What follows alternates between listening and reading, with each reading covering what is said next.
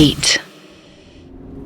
अथर्व रानी का लालच छोड़कर आया था, अपने मामा को होल्ड पर रख चुका था और स्वीटी खुद ही उससे दूर चली गई थी। अथर्व अभी 1 घंटे से सुधर गया था, इसलिए वो चाहता था कि श्रेया भी उस पर भरोसा करके उसको फिर से अपना पार्टनर बना ले।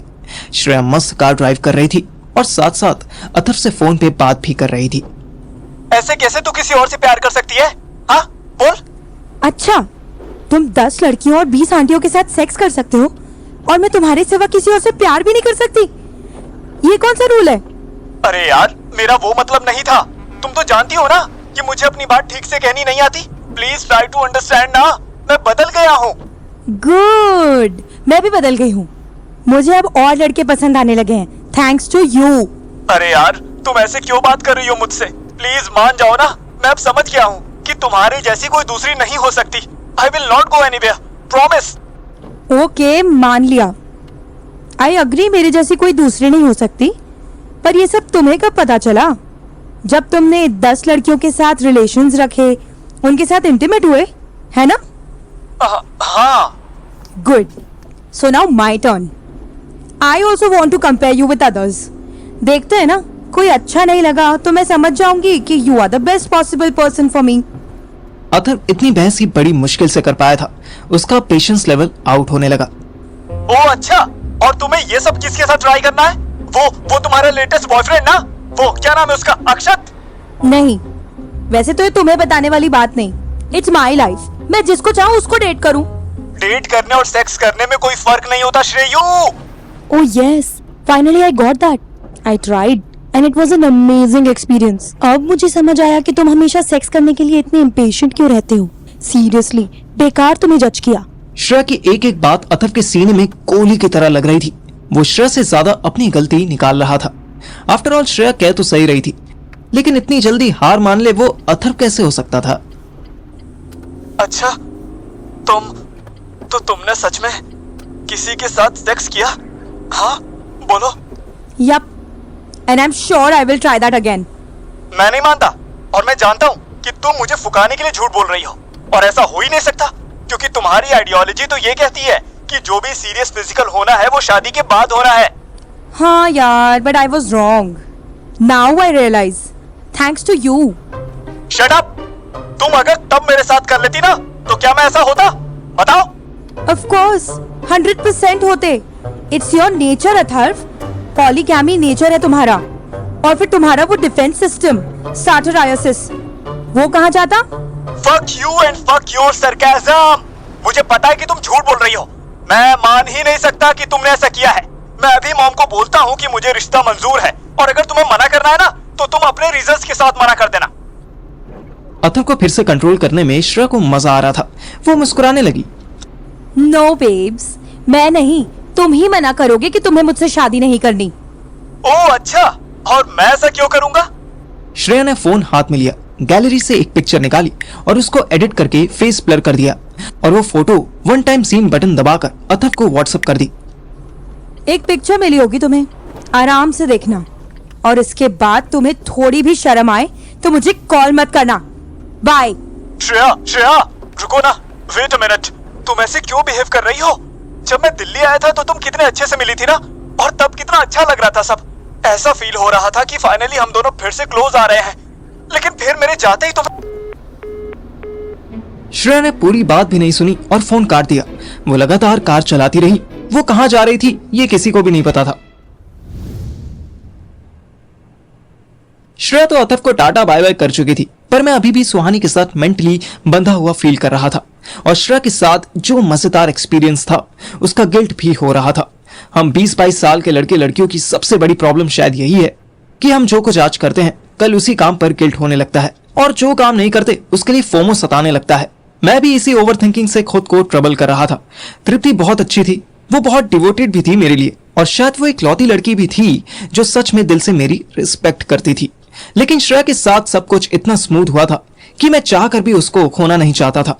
और इन सबसे पहले सुहानी और मेरी रिलेशन मेरे खुद के लिए प्रॉब्लम बनी हुई थी। मैंने सुहानी को फोन मिलाया। मुझे उम्मीद नहीं थी, पर सुहानी ने फर्स्ट अटेम्प्ट में ही फोन उठा लिया। हेलो, कैसी है तू?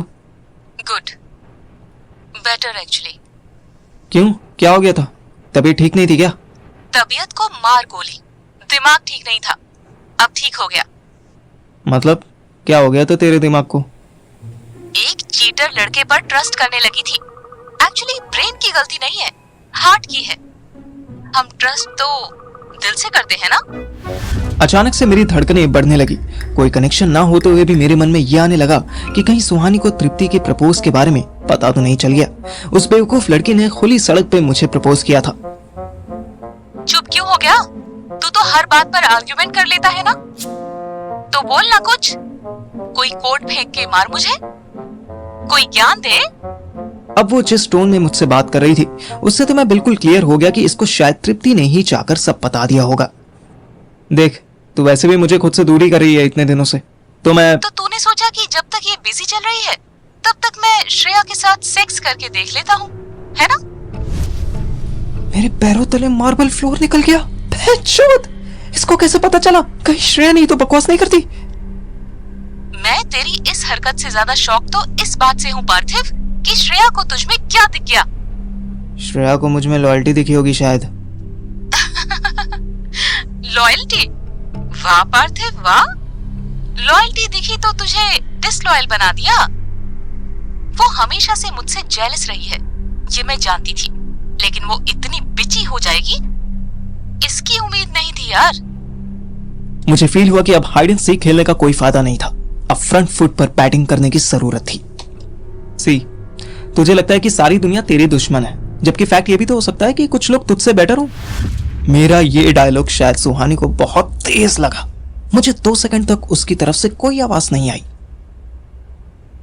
देख सुहानी, तू मुझे डे बाय डे इग्नोर कर रही है, खुला अल्टीमेटम दे रही है कि ना मैं घर आऊं, ना मैं तुझसे बात करूं और ना ही मैं फोन करूं।